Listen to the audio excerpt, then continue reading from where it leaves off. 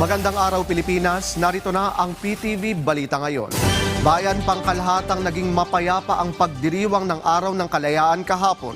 Sa kabila nito, sinabi ni PNP Chief General Jose Melencio Nartates Jr. na patuloy pa rin ang pagmomonitor nila sa iba't ibang bahagi ng bansa.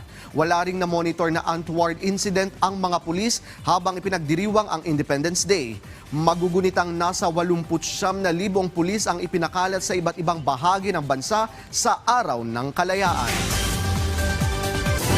Dalawa na lamang mula sa 5 electric cooperatives ang walang supply ng kuryente dahil sa malakas na lindol na tumama sa Mindanao.